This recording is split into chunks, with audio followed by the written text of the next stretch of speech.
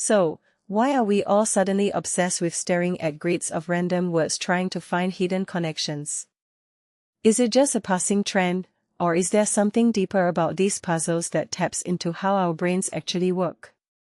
Let's unpack today's NYT connections puzzle, not just the answers, but why it's so fascinating that this game has become a daily ritual for millions. /n/n. Alright, let's start with the basics. Connections isn't just another word game, it's a masterclass in pattern recognition. You're given 16 words, and you have to group them into 4 categories. Sounds simple, right? But here's the twist, the categories aren't obvious. They're not just types of fruit or synonyms for happy. They're clever, sometimes sneaky, and often require you to think like the puzzle creator.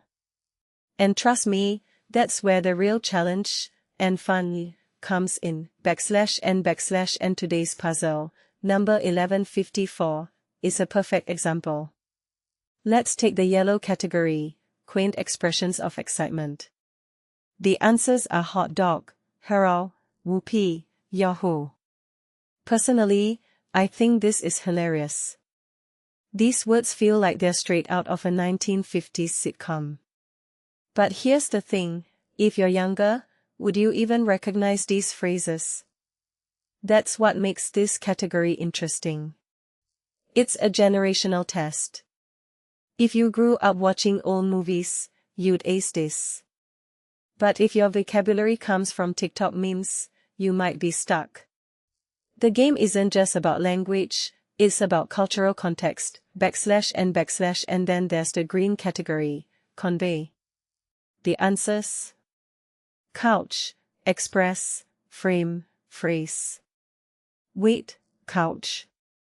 Like the piece of furniture? Oh, right. We couch an argument. Express isn't just a train, frame isn't just a picture holder. This is where connections shines. It forces you to unshackle words from their most literal meanings. What's fascinating here is how it mirrors real-life communication. Think about it, every time you use a metaphor, you're doing exactly what this puzzle demands.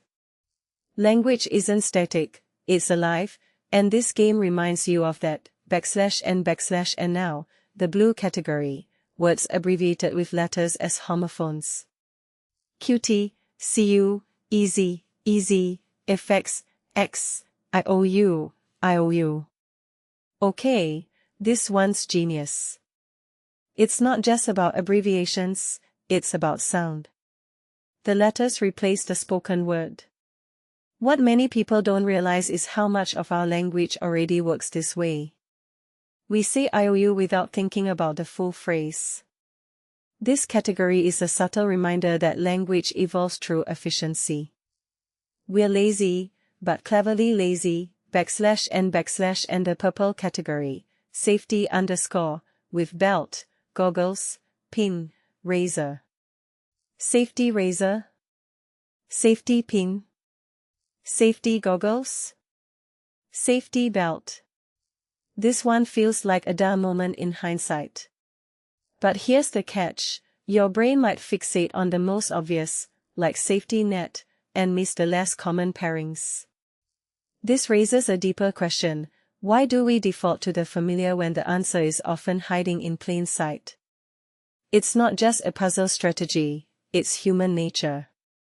We are wired to seek patterns we already know, which is why these games are so addictive. They push you to break free from that instinct, /n/. And let's zoom out. Why is connections blowing up when we're already drowning in content? My theory, it's the perfect digital age dopamine hit. You solve it in 5 minutes, you get that rush, you share your results, and move on. It's like a crossword for people who don't have time for crosswords. But beyond that, it's social. When you post your score, you're not just showing off, you're creating a micro-connection with others who did the same puzzle. It's a shared daily experience in a world that feels increasingly fragmented. /n/. One thing I find fascinating is the color coding system. Yellow is always easy, purple hard. But who decides what's hard? The puzzle creators? The players? This system subtly shapes your approach.